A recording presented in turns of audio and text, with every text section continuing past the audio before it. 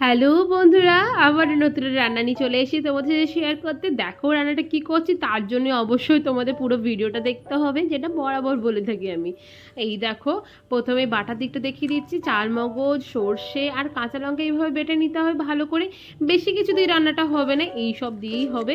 খুব বেশি জোগাড়পাতি লাগবে না এটার জন্য, কিন্তু চটজলদি হয়েও যাবে। চুনো মাছ কার কার ভালো লাগে অবশ্যই কমেন্ট করে জানিও।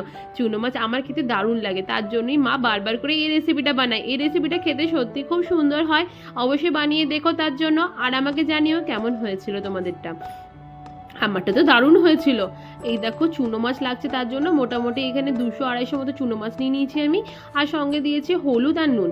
এইটা দিয়ে ভালো করে, জানো তো, প্রথমে এটা দিয়ে ভালো করে ম্যারিনেশন করে নিতে হবে নুন আর হলুদ দিয়ে, তারপরে হালকা করে ভেজে নিতে হবে। এটাই মাছের নিয়ম। যাই হোক, এবার করে নিলাম আমি। দেখো কড়াই চাপালাম আমি গ্যাসের মধ্যে। এরপর সামান্য পরিমাণে তেল দিয়ে, সাদা তেল ব্যবহার করছি এর মধ্যে, সামান্য পরিমাণে তেল দিয়ে আর দুটো কিউব, ছোট কিউব, আসলে কারা কারা এরকম বাটার মানে ভেঙে রাখো বলো তো আমাকে। আমি যখনই বাটার নিয়ে আসি না কেন, সে বড় হোক বা 100 গ্রামেরই হোক না কেন, আমি ছোট ছোট কিউবে ভেঙে দিই। কেননা মানে কেটে নিই, তারপর ফ্রিজে স্টোর করি। কেননা এইরকমভাবে করলে না খুব সুবিধা হয় করতে। দেখবে তোমরা যদি এই জিনিসটা করে দেখো, আশা করি তোমাদেরও খুব সুবিধা হবে। মানে আমার তো খুব সুবিধা হয়ই, তোমাদের যে কোনো জিনিস কোয়ান্টিটি দিতে বা কিছু করতে খুব সুবিধা হবে। তো দেখো এইভাবে আমি দিয়ে নিলাম। দিয়ে নেওয়ার পর মাছটাকে দিয়ে নিলাম ভাজার জন্য। তা করতে আমি সাইডে ভাবছি এগুলো কেটে নিই, তাই তোমাদের দেখিয়ে নিলাম। আমার দুটো টমেটো লেগে গেলো এর মধ্যে, দুটো টমেটো। একটা একটুখানি কাটা ছিল, যাই হোক অন্য সবজিতে দিয়েছি। তো এই বাকিটা তোমার দিয়ে নিলাম সামান্য পরিমাণে, প্রায় গোটাই বলতে পারো তা বলে ওটা। তো কুচিয়ে নিলাম ভালো করে টমেটোটাকে। এরপর তা করতে ওদিকে মাছগুলো ভালো রকম ভাজা হচ্ছে। তো ভাজা হয়ে এলে মাছগুলো তুলে নিতে হবে। অনেক দুবারে দিয়েছিলাম, একবারে পুরো মাছটা ভাজিনি, কেননা একবারে দিলে কড়াই অতটা যায় মানে লেগে যাবে নিচটায়, সেই জন্য যাতে লেগে না যায়। দেখো তাও চুনো মাছ ভাজতে গিয়ে দেখবে নিচটা এরকম লেগে যায়। কার কার এরকম হয় জানিও তো, আর কীভাবে ঠিক হবে সেটাও জানিও। যাই হোক, এবার দেখো চুনো মাছটা আমি তুলে নিচ্ছি। চুনো মাছ খেতে আমার খুবই ভালো লাগে। আর এই রেসিপিটা হলে তো বলারই না, মানে এই রেসিপিটা হলে দেখবে ভাত বা রুটি যে কোনো কিছুর সাথে অনায়াসে খুব ভালোভাবে চলে যাবে। আর বেশি জোগাড়পাতিও চাই না, খুব কম জোগাড়পাতিতেই হয়ে যায়।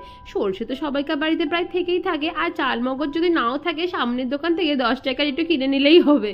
যাই হোক, দেখো এবার আমি তেল দিলাম কড়াইয়ে আবার।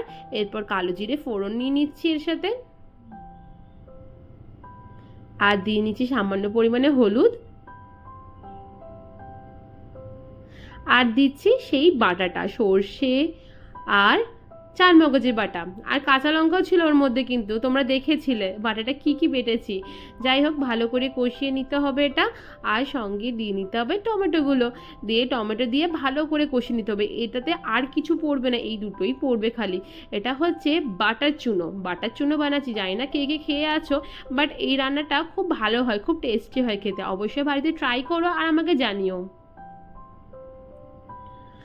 সামান্য পরিমাণে জল দিয়ে, এমন কিছু ঝামেলা নেই, রান্নাটা খুব তাড়াতাড়ি হয়ে যায়, কিন্তু খুব টেস্টি হয়। আর দেখলে তো, দেখতেও কত সুন্দর লাগছে। সামান্য পরিমাণে জল দিয়ে এটা ভালো করে কষিয়ে নিতে হবে। দেখো তেল প্রায় ছেড়ে এসছে।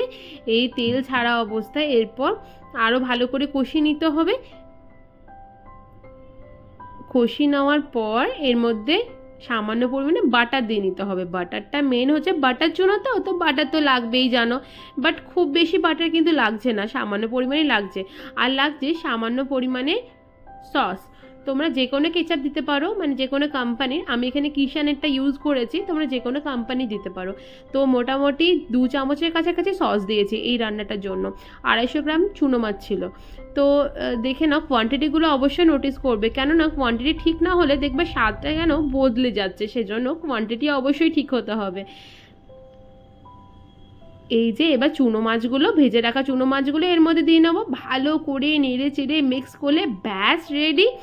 এই যে ভালো করে মিক্স করার জন্য দেখো কীরকম করছি, সামান্য পরিমাণে জল দিচ্ছি, কেননা মিক্স তো করতে হবে। আর সেজন্য বা সামান্য পরিমাণে জল দিয়ে নেড়ে চেড়ে ব্যাস রেডি।